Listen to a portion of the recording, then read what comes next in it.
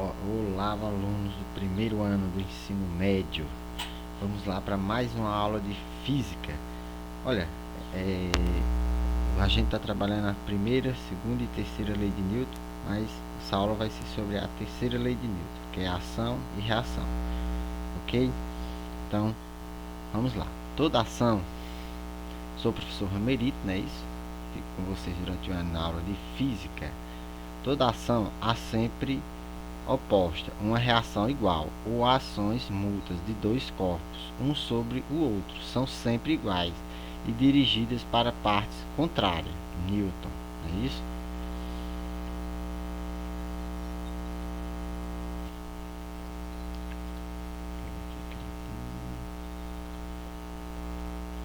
Vamos lá. Se um corpo A exerce sobre um corpo B uma força F, então o corpo B também exerce sobre o corpo A uma força F igual, de modo que essas duas forças têm o mesmo módulo, a mesma direção e sentidos opostos. Não é isso?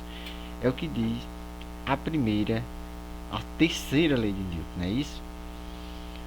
Diz o seguinte, que se um corpo A coloca uma força em um corpo B, ele receberá de volta essa mesma força de mesmo módulo, né?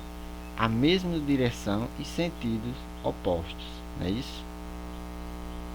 De acordo com Newton, as forças aparecem sempre aos pares. Elas são interações entre corpos.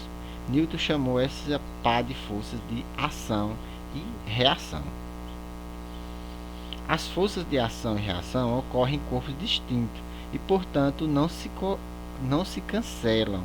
No caso de corpos em contato, como podemos representar o par de forças, ação e reação? Olha só, até coloquei aqui exemplo de um carro e um caminhão. Eu sempre gosto desse exemplo porque é o seguinte: se eles se colidem, entende-se pela terceira lei de Newton que a mesma força que o carro coloca no caminhão é a mesma força que o caminhão coloca no carro. E por que só o carro basicamente é que se destrói numa colisão com um caminhão grande? Devido a serem ocorrerem em corpos distintos, né? E portanto não se cancela. Então, como o caminhão é maior, tem uma massa maior, né? Ele consegue absorver a força do carro com facilidade. Já o carro não consegue absorver essa mesma força, né? Então por isso que o carro sofre mais. É igual a gente empurrar uma parede. A gente empurra a parede, se a parede for mais leve que você vai conseguir derrubar. Se não, você não vai conseguir, né? Porque a força são em corpos distintos. Geralmente o corpo mais fraco é o que tende a sofrer essa força com mais intensidade. Não é isso? O fato de ação e reação terem o mesmo modo não significa que elas terão o mesmo efeito. Isto é, não significa que necessariamente produzirão a mesma aceleração, pois a aceleração de cada corpo vai depender de sua massa, né? Por ação e reação desenvolvendo corpos de massas diferentes, né? Para que força A, corpo A e corpo B, se ele se colide, com certeza que o corpo B vai ganhar uma aceleração maior, né, do que a do corpo A. Exemplo de situação envolvendo a terceira lei de Newton: cabo de guerra. Exemplo de situações envolvendo a terceira lei de Newton: qual é a relação do atrito do solo com o movimento do carrinho? Não é isso? A gente vai ver isso aqui mais na frente, que é o atrito, né? Isso se a força que você coloca, né, for maior do que do atrito, o carrinho vai ganhar movimento, senão o carro para. O atrito, nesse caso aqui do carrinho, é entre as rodas e o chão.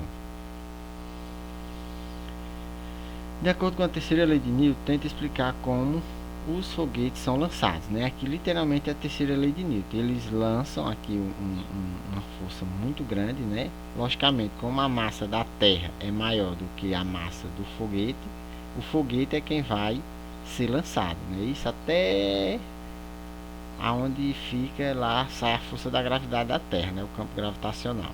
né? Porque ele passou do campo gravitacional, pouca força, ele mantém uma velocidade constante, é isso? Então o que acontece aqui com o foguete? Ele coloca uma força, essa força, a massa da Terra é maior do que a massa do foguete, então o foguete é quem sai, né? Que ganha aceleração, e a Terra não. Já pensou? O foguete fazer a Terra ganhar aceleração, né? Então é quase que nem pensável. Por quê? Porque a massa da Terra é maior do que a massa do foguete. Tá? Então, pessoal, essa terceira lei de Newton ela é fácil de explicar, né? E de entender também. Espero que vocês tenham gostado. Fique com Deus e até mais.